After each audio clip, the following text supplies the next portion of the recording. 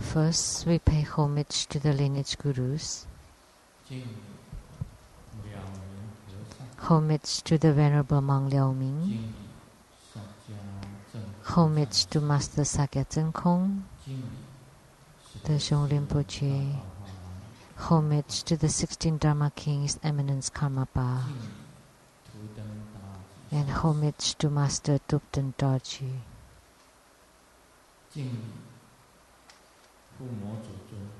Homage to the main deity of Homa, Mahachundi Buddha Mother.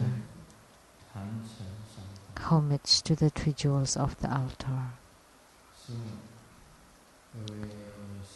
Simu. All Dharma masters, Dharma educators, Dharma teachers, Dharma lecturers, Dharma assistants, temple directors, all disciples present here and over the webcast.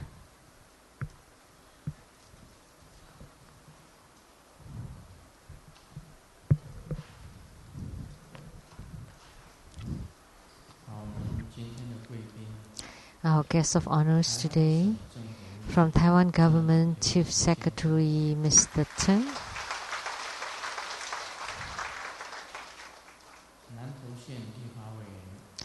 the legislator from Nantou County Mr. Tang, from the DPP Party Tainan City the Chief Director Mr. Tsai, from the KMT Party Kaohsiung City the Vice Chair, also the Council Person Xu,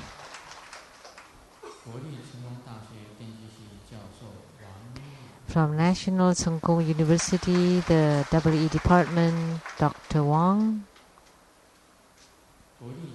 from the National Zhongzhen University the WE Special Guest Professor Dr. Wang and Mrs. Wang, from National Yunlin Science and Technology University the WE Professor Dr. Wang,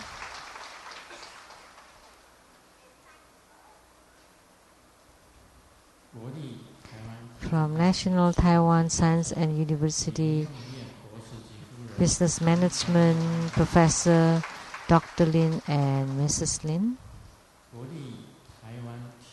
from National Taiwan University of Physical Education and Support Professor Dr. Gao,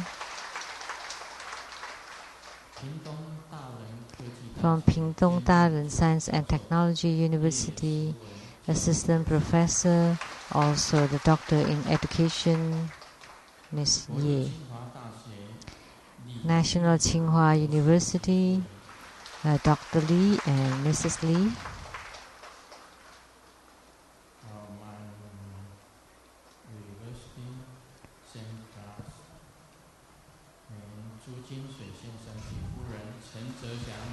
Mr. and Mrs. Zhu,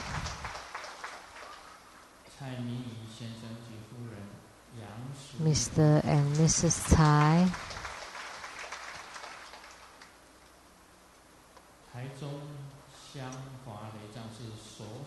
from Taichung Xianghua Lei Tsang Temple, the head of neighborhood there, Mr. Ji,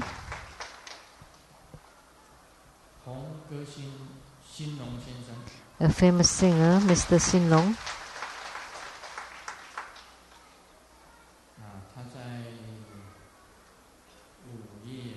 that on May 10th he would be releasing his new album called I Am Love.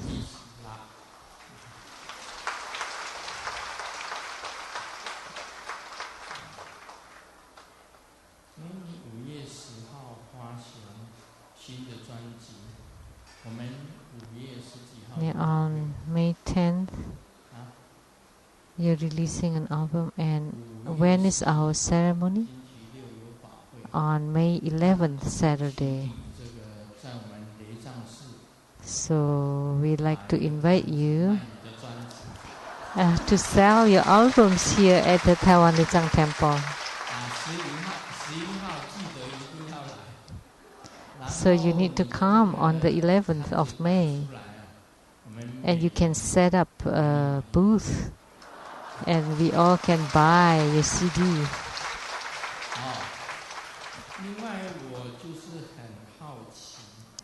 And I'm curious, why did you say that you are or I am love?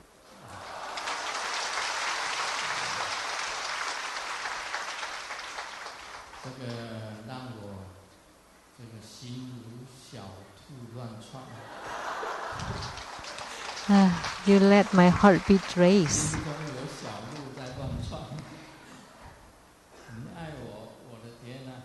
You love me? Oh no. Okay. Thank you. Thank you.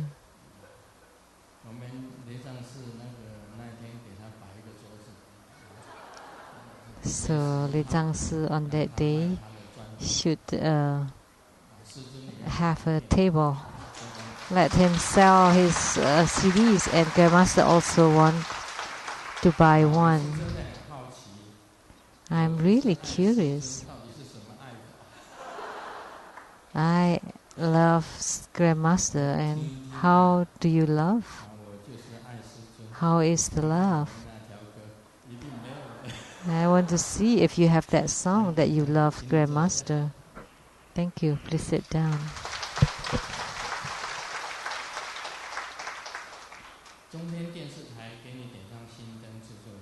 And from CTI TV, the producer for Illuminating Your Heart, Ms. Rebecca Su. And the producers for the Platform Sutra and Development Stages of Tantrayana, Master Yan Yue, and the host, Dharma Sister Wei Chun.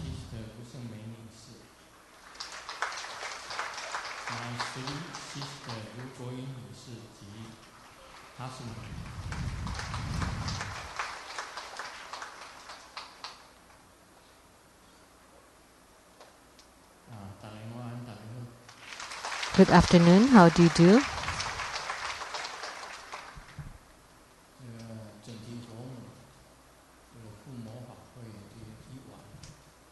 The Mahachundi Buddha Mother Homa.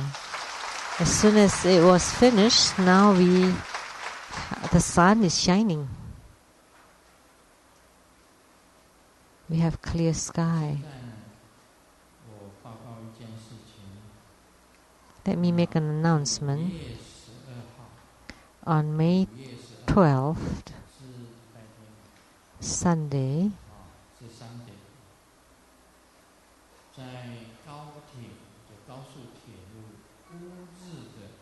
near the high-speed rail station in Uru of Taichung City, there was a convention hall. We would have a early celebration of Grandmaster's birthday, of 70-year-old birthday.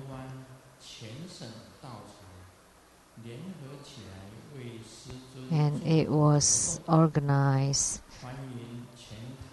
or held by all the chapters of Taiwan, and we welcome the participation of the disciples here in Taiwan as well as all Southeast Asia. On May 12th, Sunday, at the convention hall, convention center near the high-speed rail station in Uru, Taichung. We hope that you can make time to participate.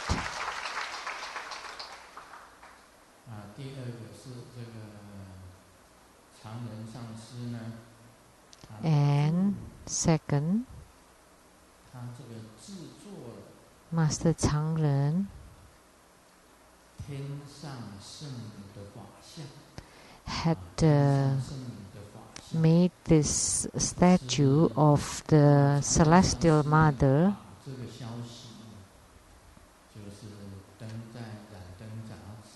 and he had the announcement at the Enlightenment magazine and the Tripura newspaper. So this statue is the standing statue of the Celestial Mother. She looks a bit like the one in Macau, the Celestial Mother statue in Macau.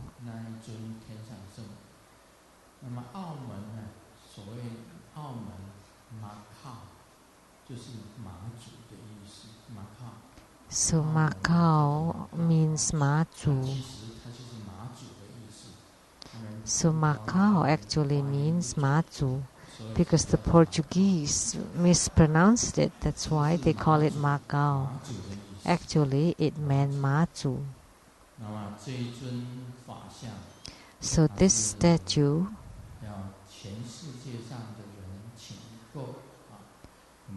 is available for purchase for everyone, and then you can enshrine her, and then you can start practicing her practice, because next Saturday we would have the Homa ceremony of Mazu, or the Celestial Mother. And as we know that her birthday is around now, in the Chinese lunar calendar is the 23rd of the 3rd month. And this deity is being available in an auction method,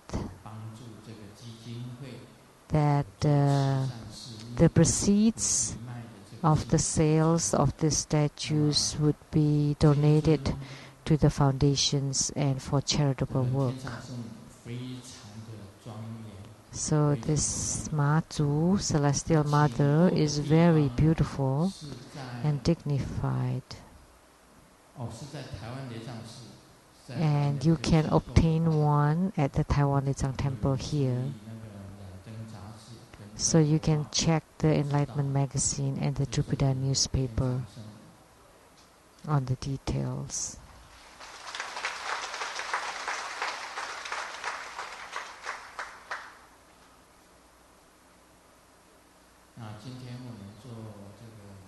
So today we had Mahachundi Homa ceremony,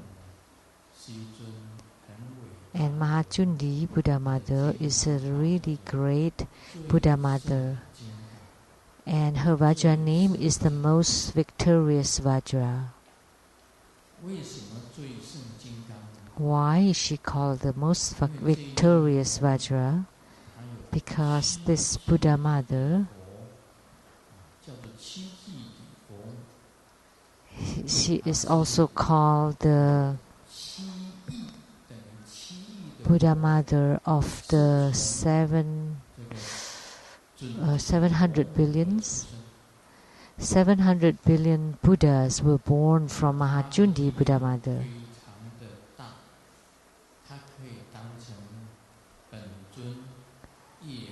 She has great power, and you can regard her as the Yidam, personal deity, or as a protector and or protector. So this deity has an extremely great Dharma power. So Mahachundi Buddha Mother is also called the Buddha Mother of the celestial beings and human beings. The mantra.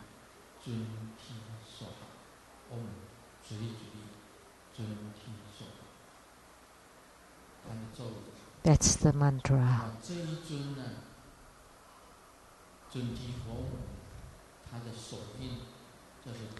So the mudra for Mahachundi is called the common mudra. So when you're performing Homa, the first mudra that you form is the Mahachundi's mudra, and it's called the common mudra.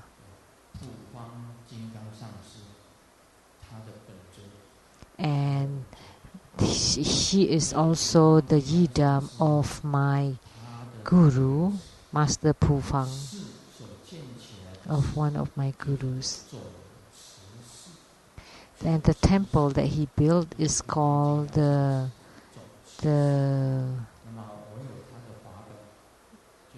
common or the complete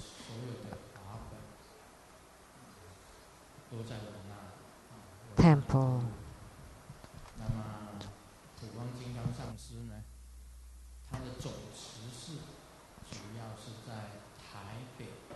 So for Master Pufang, the temple is in Taipei,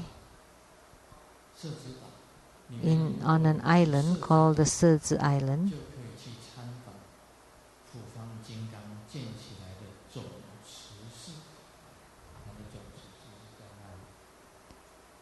So if you visit there, you would be able to see Master Pufang's temple.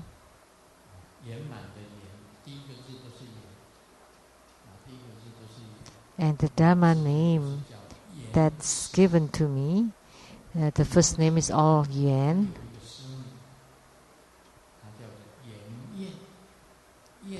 And he has a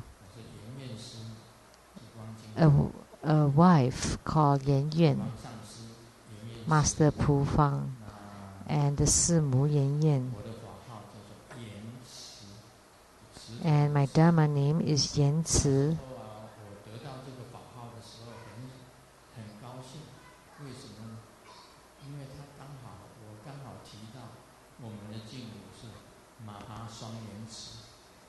Because at that time I just knew about the Mahadapa lotus pond. Ci means pond, so it sounds the same. So it's a Dharma name that's truly marvelous.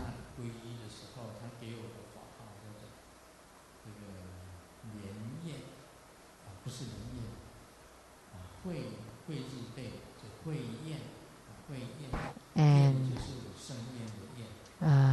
the other Dharma name at the Sheng-yen Fa Si is Yen, Hui Yen. Yen is the same as my name, Sheng-yen, Yen. Now all of a sudden, the weather turned to be really good.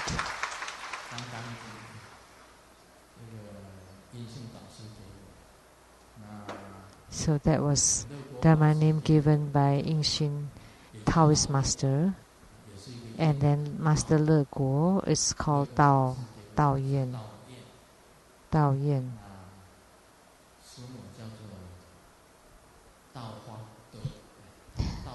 And Simu is called Dao Hua. In Taiwanese, it sounds like a soy tofu.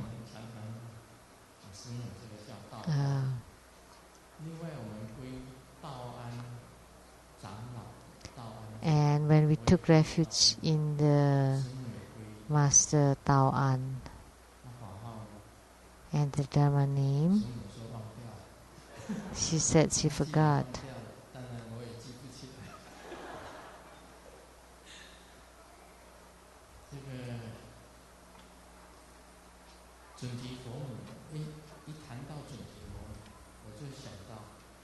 So talking about Mahajundi, I remembered when I took refuge in Master Pufang, and the first statement is like this, and I remembered it very clearly.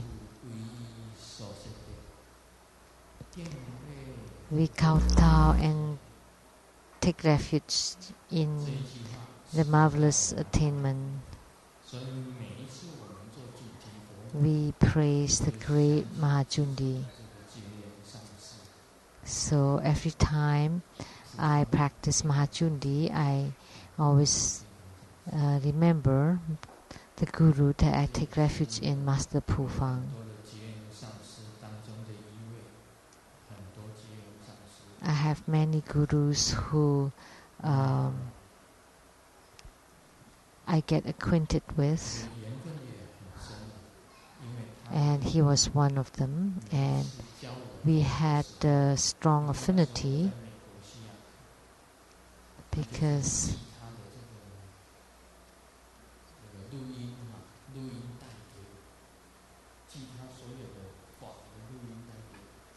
and for each of the Dharma, they send me the tape of the teachings for each of the Dharma.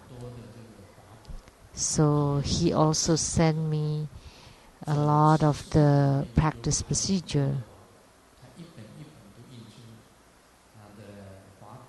that in the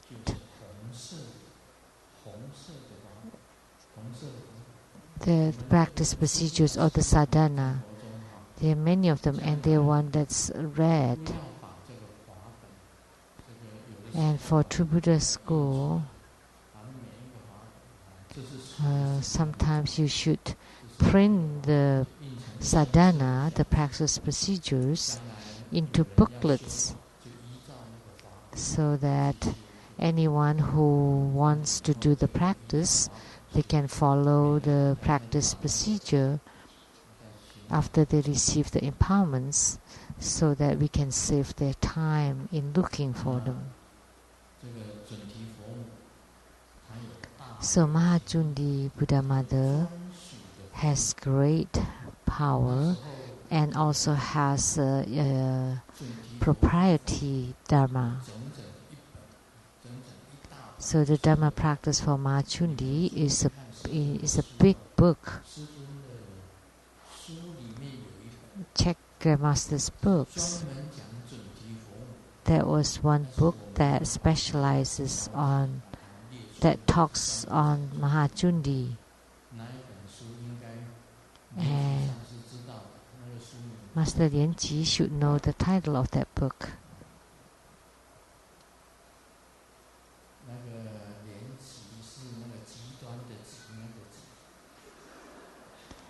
So the Ji, that means the extreme.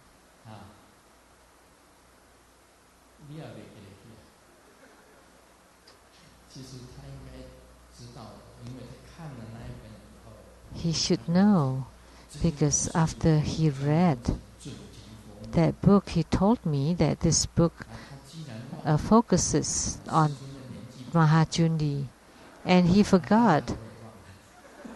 And Grandmaster is older than he is. Then of course I also forgot.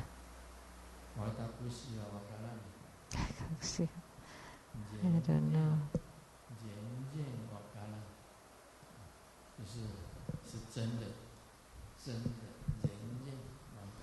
I really forgot. Totally.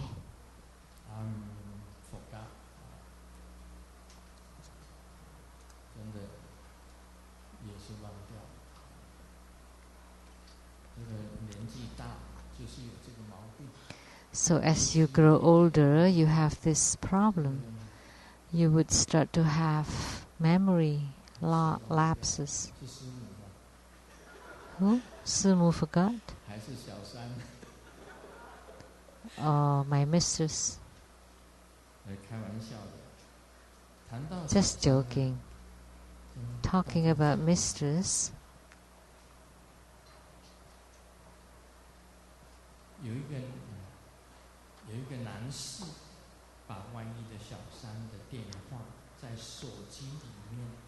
There was a man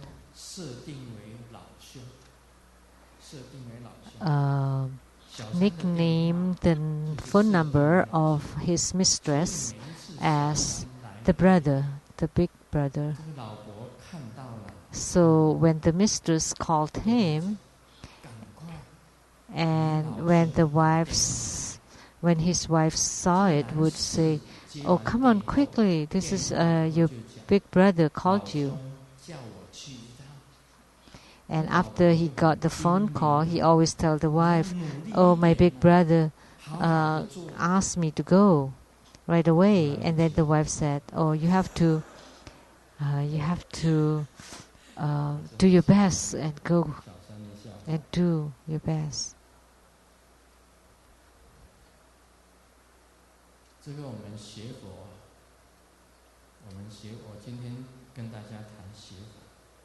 So today, talking about studying Buddhism.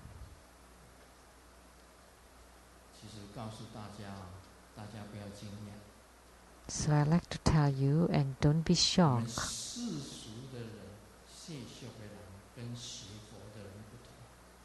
that Buddhist practitioners are different from the mundane people. Mundane people have their attachments or hung-ups. That's why they are called the mundane people. But Buddhist practitioners should abandon all the mundaneness. And most importantly for Buddhist practitioners is to let go or put down all the attachments. So simply said, according to the meaning of the Buddha,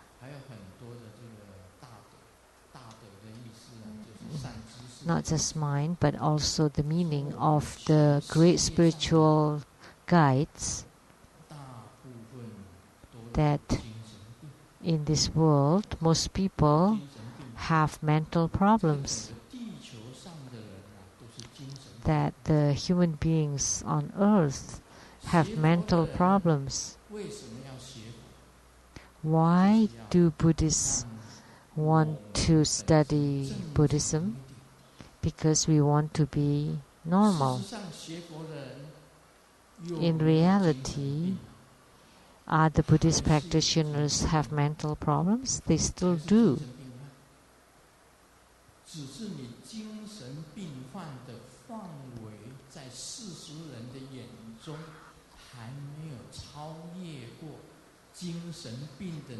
It's that they have not crossed the line of being called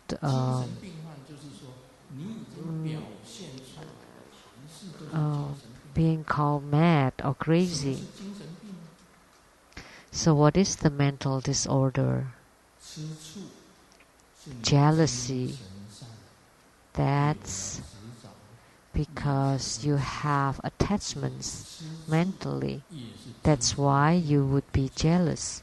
So jealousy is also a kind of mental disorder. Envy is also a kind of mental disorder. Envy also. Rage, anger, also a kind of mental disorder, mental sickness. You are hitting others, also a kind of mental problems. And verbal abuse and harm, also mental disorder.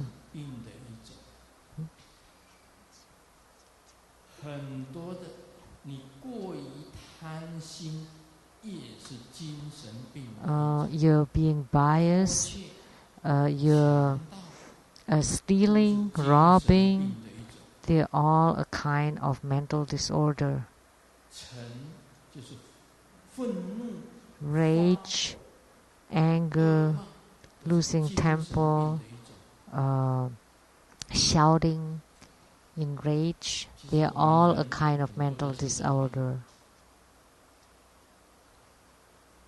Scolding.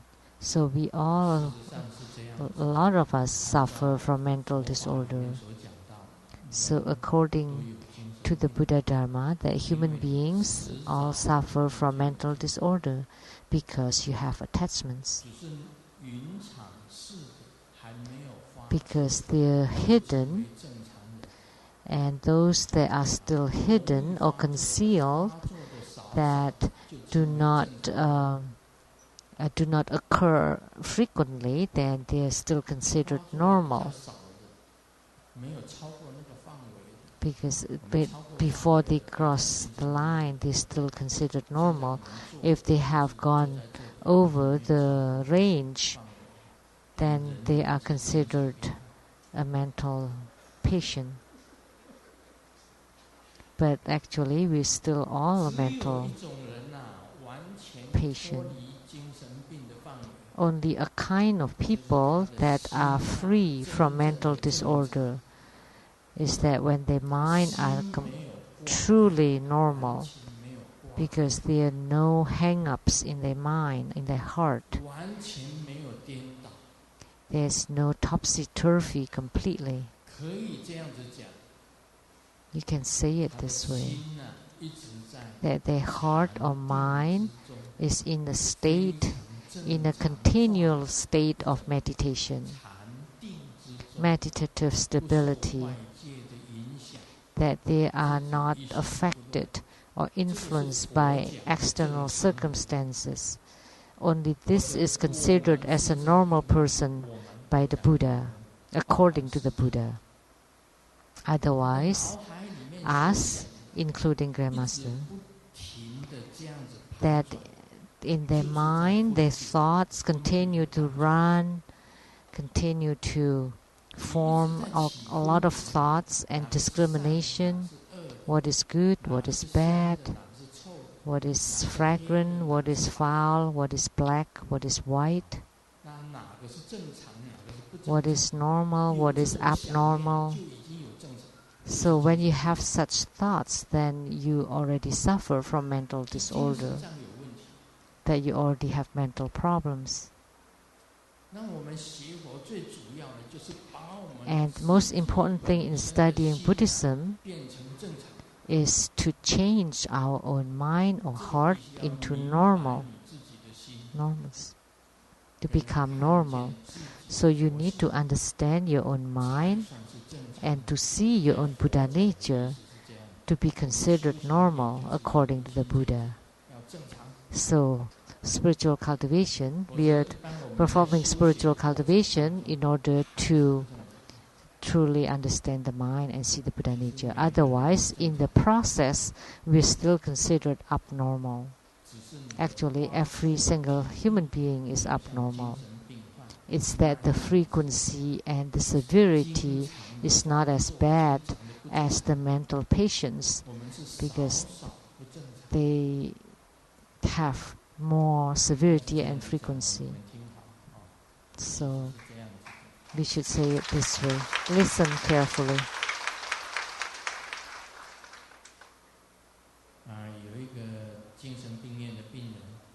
There's a patient in the mental hospital told to the new doctor, "Doctor, we all like you. You're much better than the old doctor." And this new doctor said, "Thank you. Why?" "Because you look like us."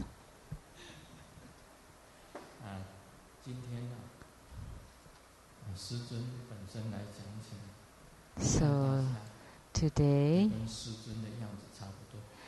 I see you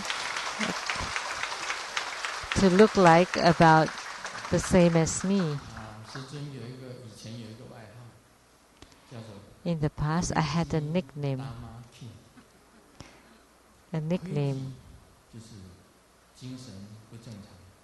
Crazy.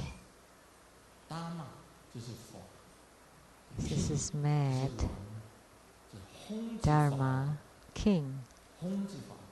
Crazy Dharma King. So I see you to be similar to Grandmaster.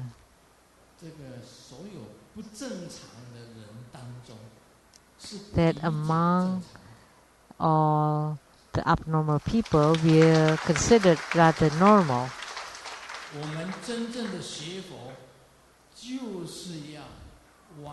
Our true study in Buddhism is that to let go of all attachments, to be completely free from attachments, and to become completely normal. That's the true goal of studying Buddhism. So, in practicing Buddhism, before you truly understand the mind and see the Buddha nature, you're still considered abnormal or consider having mental disorder.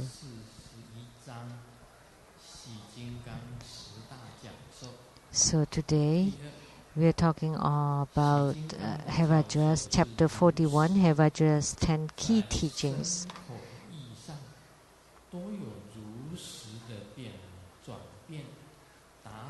On point number 2, that the teachings of Hevajra are real. They are real changes in the body, speech and mind until the attainment of complete ease and self-mastery of self-nature, which all kinds of changes will appear. The changes are also real. So when I talk about the mental disorder, we're talking about this. So the teachings of Hevajra are real.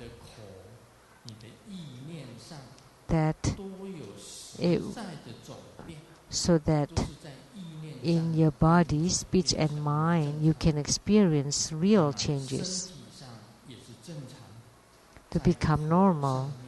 In the mind, body and speech to become normal until you attain a complete ease and you can naturally make use of your own nature. And these changes all happen naturally, and the changes are real. If you're studying Buddhism, but your body, speech and mind are not pure, then it would be difficult for you to have the changes, especially in the mind. Let me tell you, if you criticize others, then you already have discrimination or differentiation in your mind. What is good, what is bad, who is white, who is black, what is real, what is falsity. So there are polarities or dualism in your mind. So this is abnormal. The Buddha taught everyone to change your dualism into singular, which is no discrimination and equality. With no differentiation, that's equality. And only by having equality, you can enter into samadhi. I've said that before. Who can be in meditation for 30 minutes without thinking of anything? You're totally focused and enter into meditation for 30 minutes. There were 2 masters who claimed that they could meditate for 30 minutes. One is Master Le Tzu, and the other one who kept nodding his head is Master Lian Si.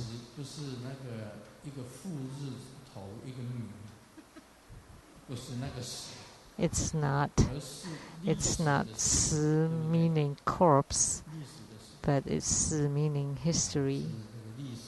It sounds similar. And Master Le Tzu. And Master Le Tzu, and he kept nodding, claiming that he could meditate for 30 minutes. But I'm telling you, if you think that you could enter into meditation, could be in meditation for 30 minutes, that's not called meditation. This is a true answer.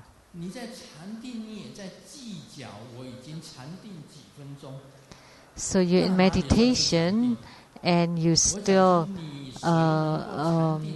concerned that you're in meditation for 30 minutes. That's not called meditation. And I asked, that he's in meditation for 30 minutes, and Lian Si also kept nodding his head. Me too, me too. So if you have that thought that you are already in meditation for 30 minutes, that's not meditation.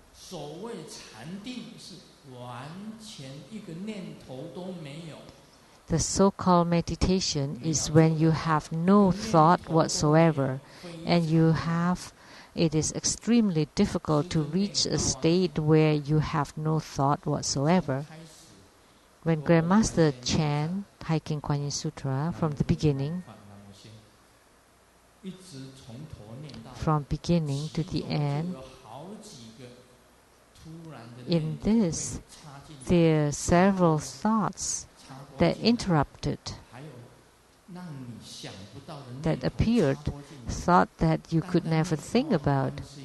Just in chanting the Hiking Kuan Yin Sutra, only for a short few minutes, you already have a very fine thoughts that you may not be aware of. Not just small thought, but a very fine thought, or maybe even a major thought. When you chant and all of a sudden you think, oh, that thought is not right because I'm not focusing on chanting the sutra. I already thought of something else. And then you restart again.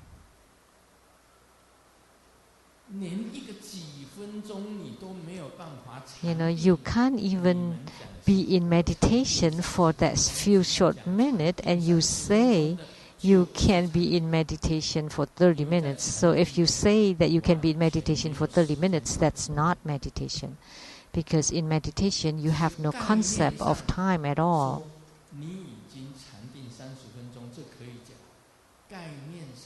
Conceptually, you can of course say that you're in meditation for 30 minutes.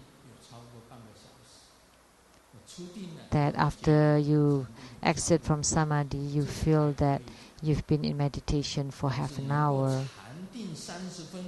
But those who can be in meditation for 30 minutes, that's almost in the Anuttara Samyak Sambodhi. You're almost attaining sagehood and sainthood. It's not easy. When you sit and sit up straight, you think of nothing. We are teaching you to have no thoughts whatsoever. Just think, can you do that for 30 minutes? If you can, then you're truly great. When you exit and you know that you've been in meditation for 30 minutes, that's false. That's fraud. Because in meditation, there's no concept of time. You have no thought and you forgot about yourself. How could there be 30 minutes? The term 30 minutes. If you can learn this way, in this period of time, you are considered normal.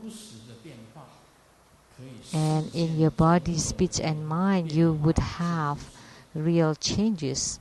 And it would appear all kind of changes, and the changes are real. We have many professors, many doctors of philosophies. For them to think of nothing for 30 minutes, Amitabha, could the doctors do that? I don't know, because I'm not a doctor of philosophy. I'm only graduated from the Survey Engineering College, and my classmates were here, my ex-classmates were here, Zhu Jinsui and Cai Ming. So to think of nothing at all for 30 minutes, when you got out from meditation and you look at the clock, so when you're still checking the clock before you enter into meditation, and then you check the clock after, that's still having thoughts. But in meditation, you don't think of anything, and only at this time you would have normal mind.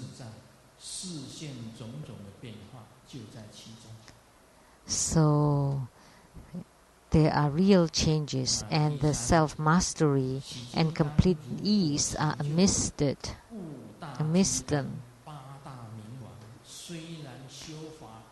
Third, if one attains fruition in Hevajra practice, the 5 Herukas and the 8 Vidyarajas practices, albeit they are different, there are also similarities. So comprehending one is the same as comprehending all. All is one, and knowing one is the same as knowing all. So that's why I told you, don't try to strive for 30 minutes, just 1 minute. Don't think of anything for 1 minute. Sit up straight, 1 minute, without any thought whatsoever. That's extremely difficult.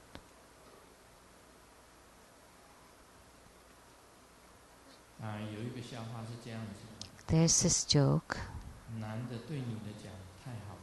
The man told the woman, "Oh, so great, the day I wished for has finally come." And the woman said, "Can I change my mind?" And the man said, "No way, don't even think about it."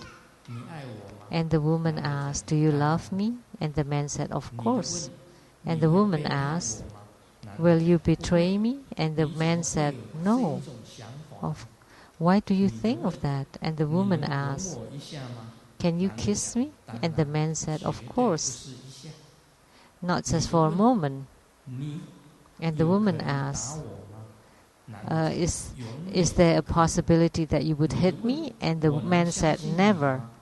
And the woman asked, "Can I trust you?"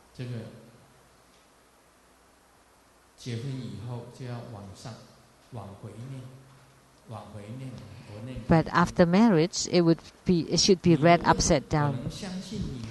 The woman asked, "Can I trust you?" And the man answered, "Never." And the woman asked, "Is there a possibility that you hit me?" And the man answered, "Of course, not just once." And the woman asked, "Can you kiss me once?" And the man asked, "Never. How could you think of that?"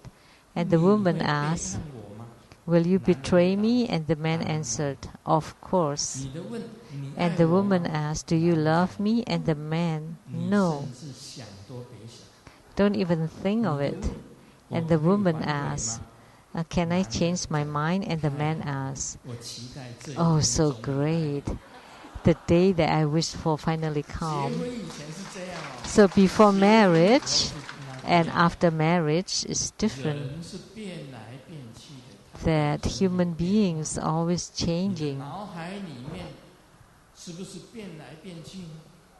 In your brains too, things are changing. That are your thoughts changing forever? Yes, in reality they are always changing. It's not fixed on the concentration of focus or single-pointedness. If you're single-pointed, then it will not change.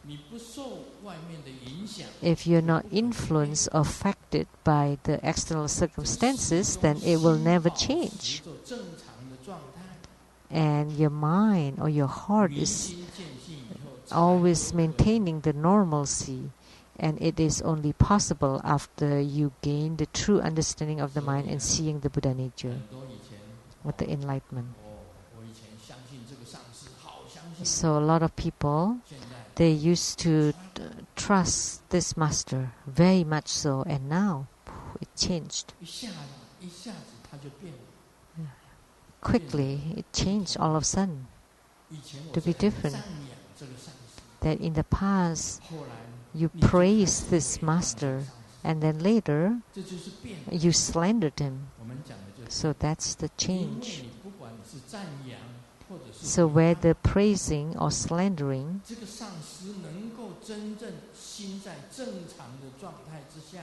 if the master can maintain the normalcy of the mind, that he's not pleased because you praise him, and he's not upset when you defame him, then this is a true master.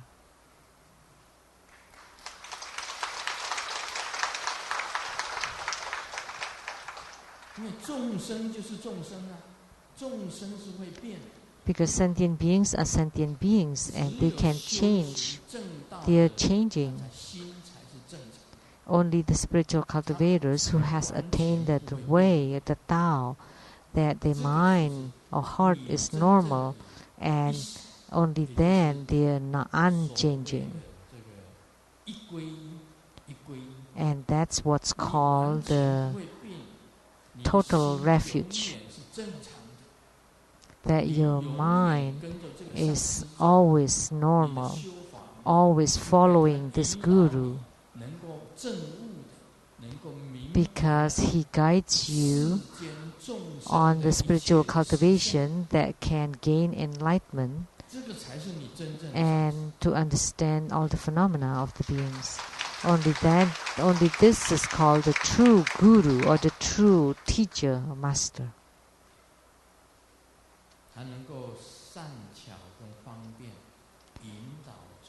He could employ the skillful means to guide the sentient beings to reach the total normalcy of the mind. Only this is a real Guru. But if he still have discrimination, still criticizes, defames, or like in the puppet show,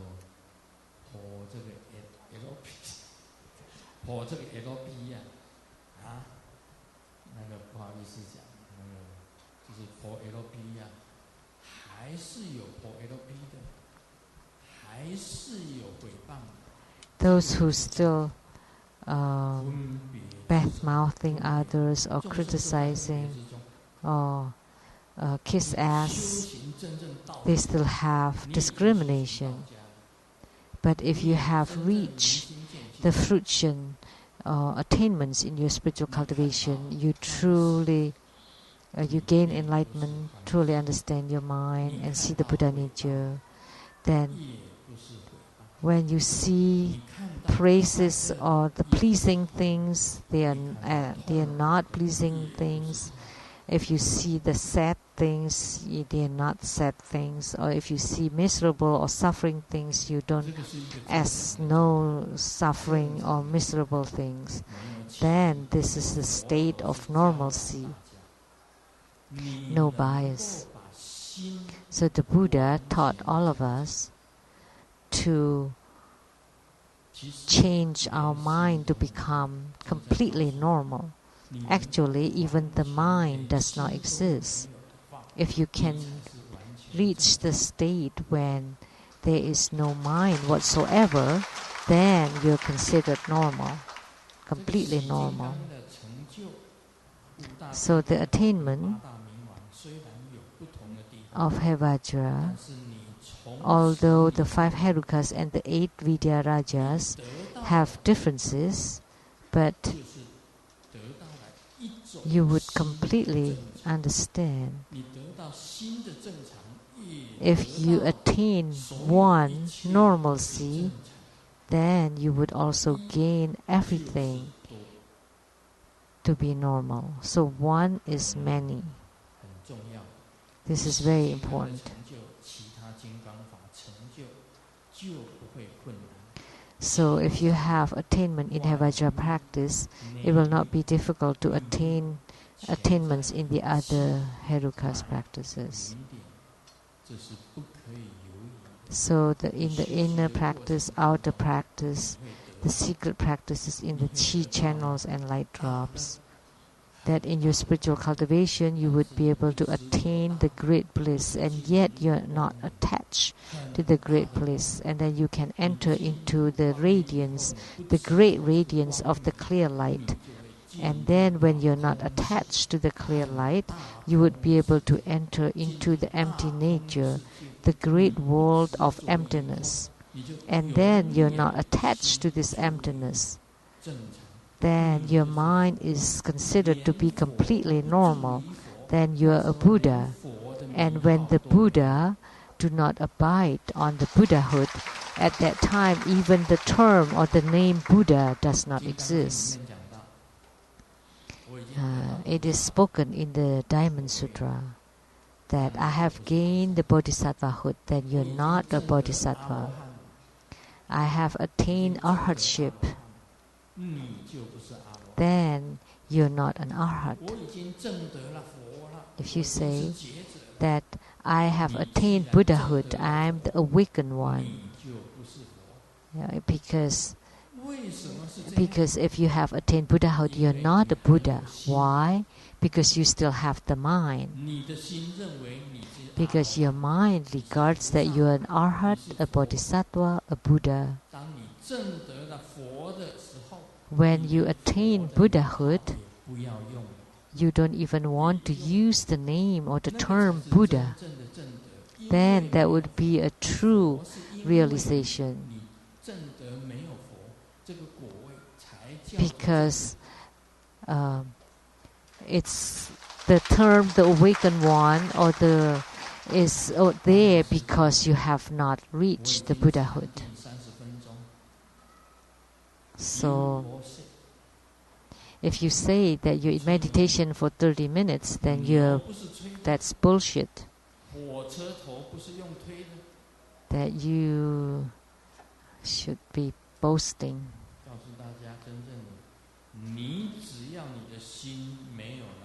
So when your mind is gone, then the realization at that time, only then the realization is called the Buddha.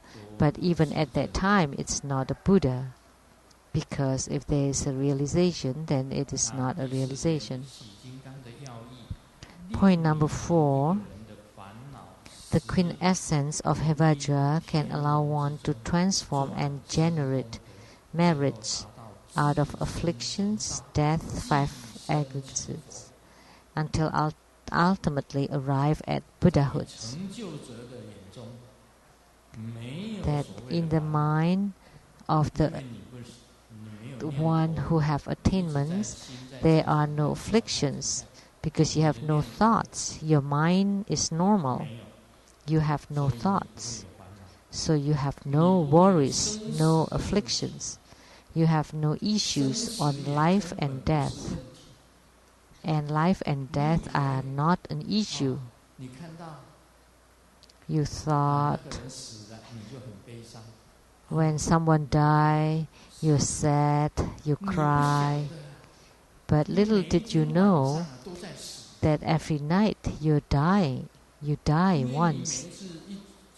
Because when you enter into dream, you're gone.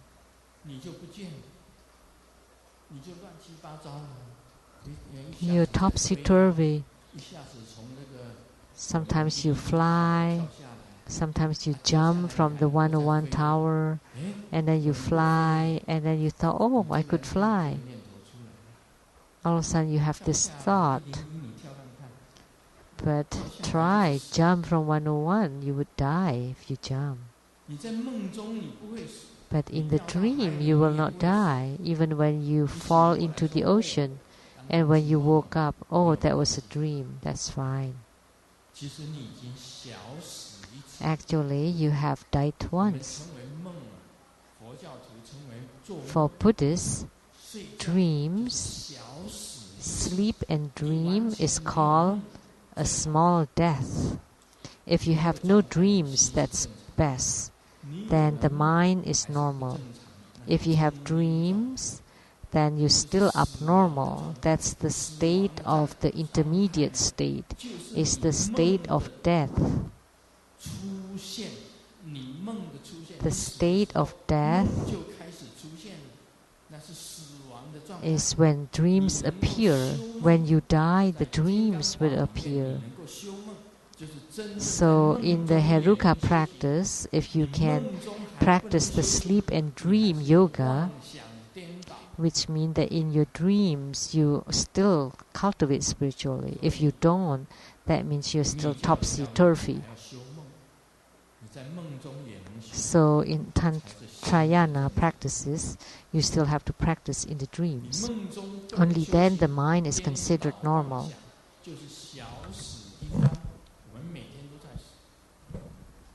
But if you don't know how to cultivate spiritually in your dreams, then as if you're going through a small death.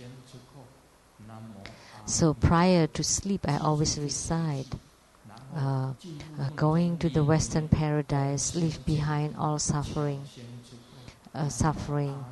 Namo Amitabha. So whatever you encounter, you would recite Om Ami Devase, the mantra of your yidam. So when you encounter bad things or good things, you also recite the mantra. In your dreams, if you can chant the mantra in your dreams too, then you have attainments in your spiritual cultivation.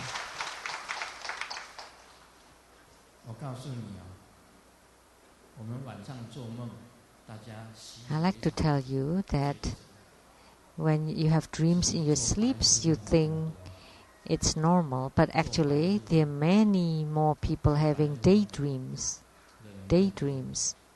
Many more.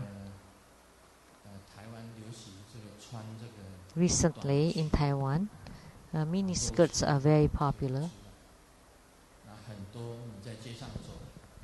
showing off their whole legs, and you can see them on the roads. In the past, Master Lianji, when he drove, he would point out, oh, there's one there, there's one there. And at that time I would say, Amitabha. And he said, because in the past he was selling lingerie, selling clothes and bras. Master Lianji, yes, he nodded his head. So he just with a brief look, he would know what is the cup size.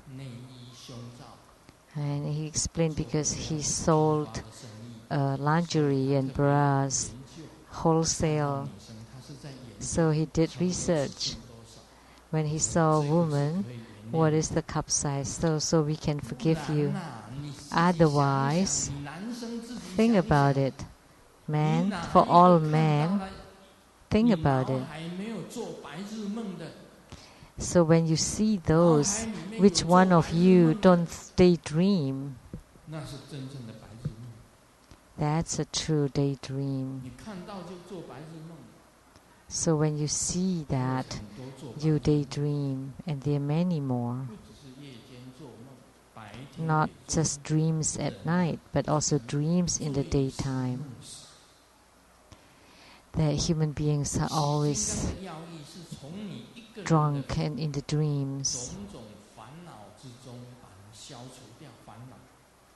So Hevajra would cut off all afflictions, even death, the 5 aggregates, the senses, the 5 aggregates.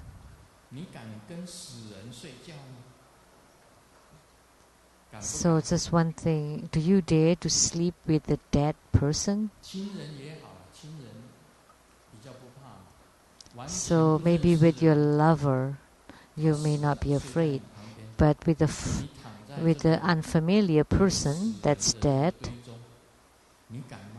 do you dare to sleep among dead people?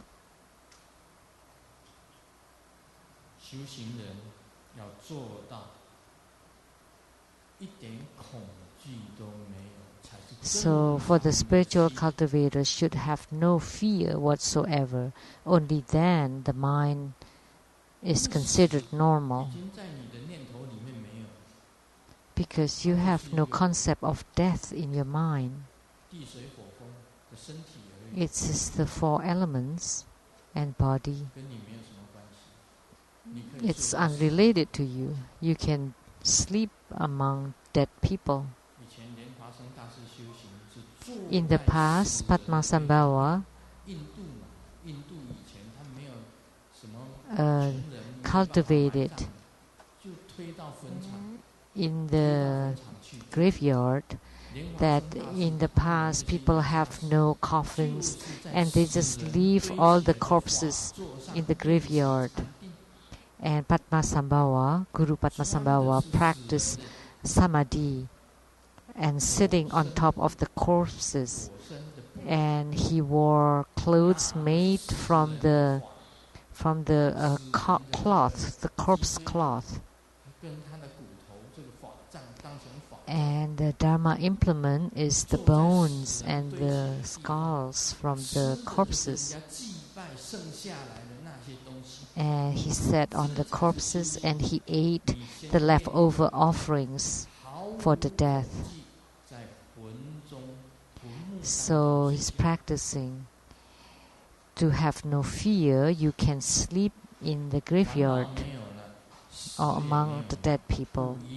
So afflictions are gone, death are gone, the five aggregates are gone, the heavenly maras are gone.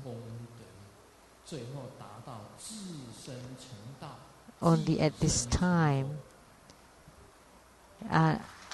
finally, you attain Buddhahood until attaining direct Buddhahood in this body in this lifetime.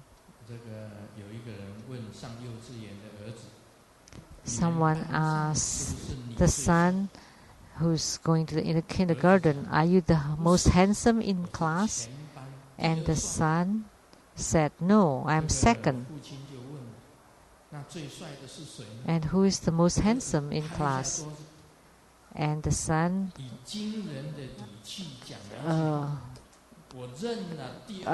hit the table. So I claim that I'm the second handsomest. Who dare to claim the first, the most handsome? So a son in kindergarten, he already have a differentiating mind, a discerning mind. So between handsome and ugly, tall and short, we should have no discrimination or differentiation. So the masters that Grandmaster selected are very short.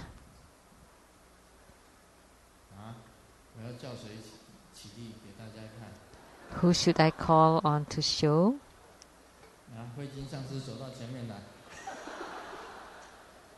Master Huijun, go to the front and show everyone. Okay?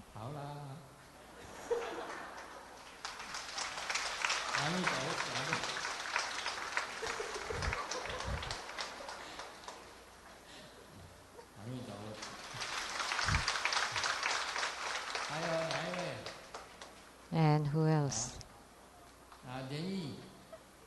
Lian Yi. Master Lian Yi, please come forward and show everyone.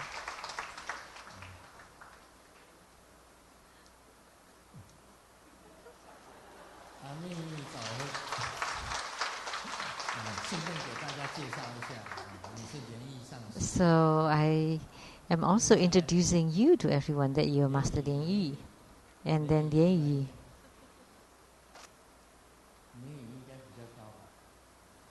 Lian Yi is slightly taller.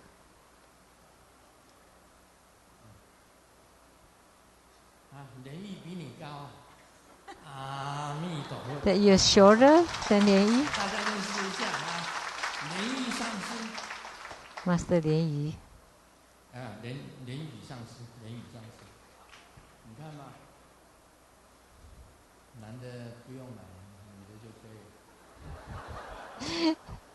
That's fine, just call the female masters. No need to call the male masters.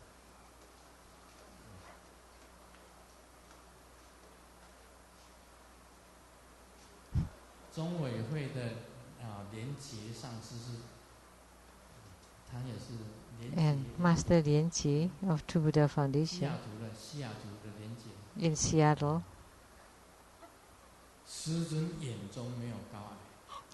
that in the eyes of grandmasters there is no tall or no short.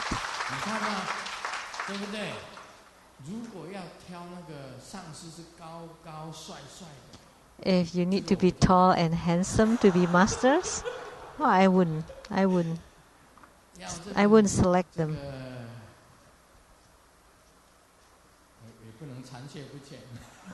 But they shouldn't be handicapped.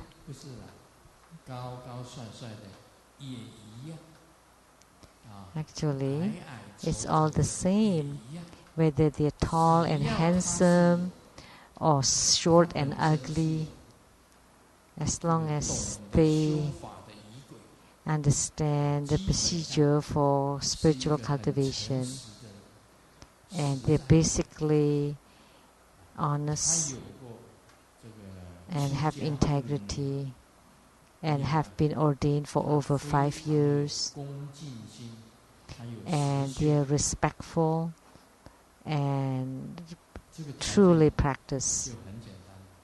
So the requirements are very simple, that they cultivate, they have respect, they understand the practice procedure, and have a small attainments in their spiritual cultivation, and they have performed. Doesn't matter whether they're short, ugly, tall, handsome, beautiful, or whatever. They are the future giants. They are all future giants.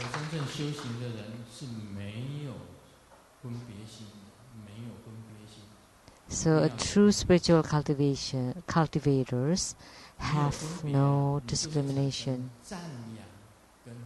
If you have differentiation, then you would praise or defame or slander. Toward the good, you would praise, or the bad, that you would criticize. Then you already have differentiation.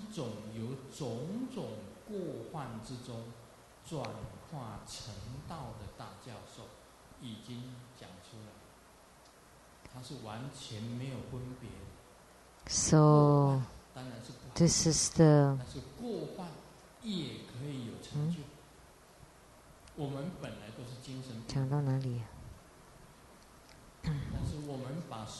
if there's no extremeness. This is teaching transforming all kinds of transgression into attaining Buddhahood.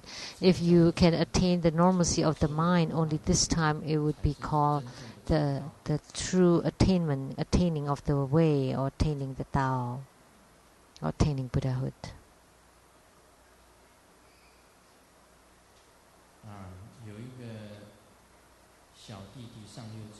So this is transforming all kinds of transgressions into attaining Buddhahood. There was someone asking a son that's in kindergarten, is your mom okay? And he said no. And this person asked why. And the son said, because I just had a girlfriend in kindergarten and my mom shaved my head, so my girlfriend did not recognize me anymore. It's just a small joke. But look, even the kindergartner already have differentiation. Is your mom fine? And fine or not fine? That's differentiation. And why? I just have a girlfriend. That's a differentiation. Girlfriend and no girlfriend. Having hair or having no hair, that's also differentiation.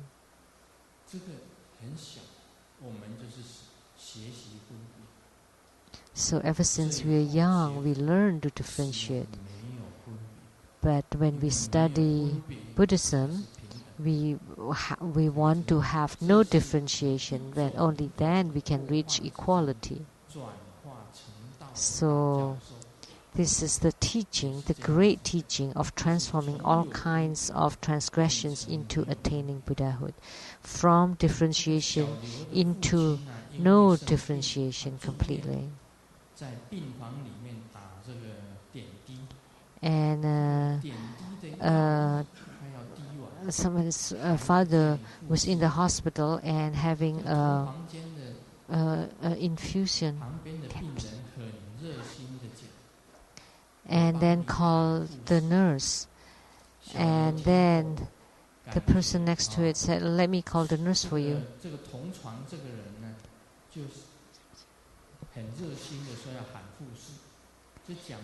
So the person that's next in the bed then asked, "Oh, the nurse is coming, and for the third bed is almost done."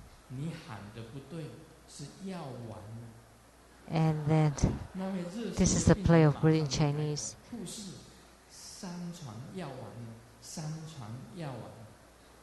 Yao also means medicines, almost gone, but it also sound like it's almost dead. So the sound can be different.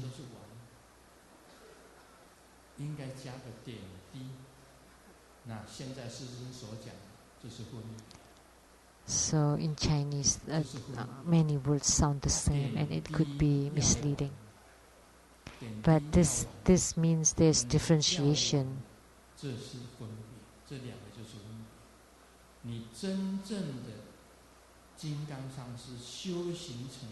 A true Vajra master,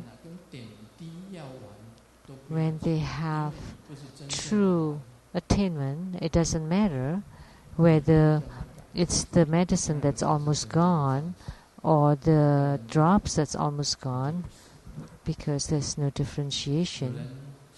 Then there would be a true master.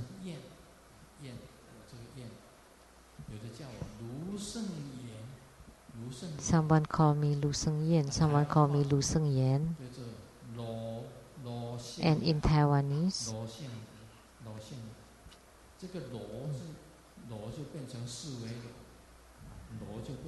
Lo,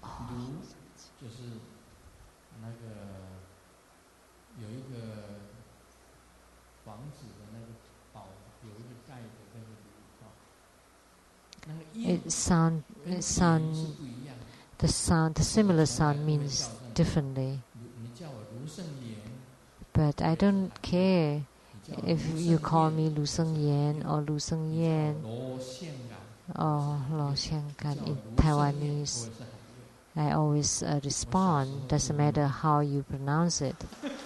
Ever since I was young, I have no differentiation.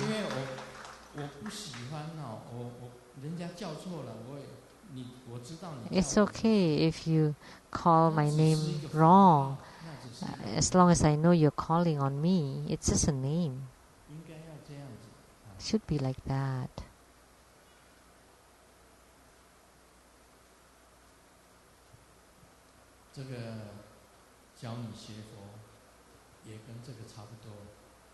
So, teaching you to study Buddhism is similar to this.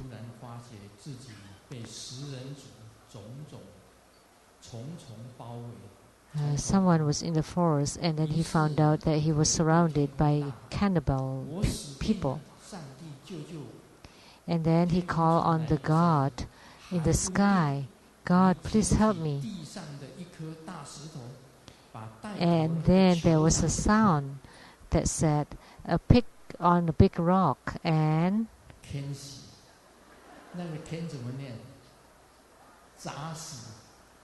throw it and kill the chief. So this person picked the biggest rock around and hit it hard on the chief and killed him. And then there was another sound from the sky. "Now you're really dead. Now you'll die."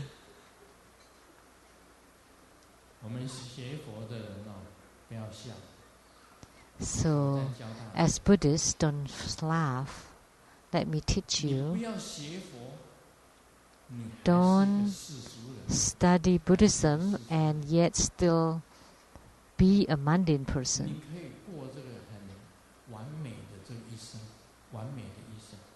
you can live a beautiful life.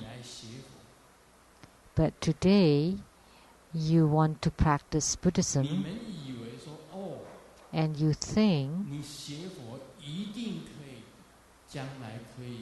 that by practicing Buddhism, you can go to the Buddha land in the future, and you can become a Buddha. That studying Buddhism, you can go to the Buddha land and to be liberated. But it's just like the joke that it's not confirmed. It's not for sure. It's not necessarily that you would attain Buddhahood by practicing Buddhism or going to the Buddha land. Sometimes some people, they are dead for sure.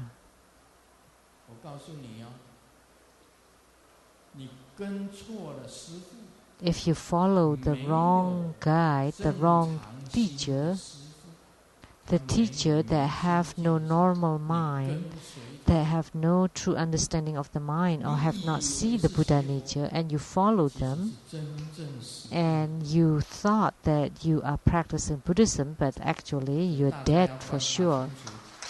So please pay attention and observe carefully who is the true Vajra master. Who is the true Vajra master? You have to observe carefully.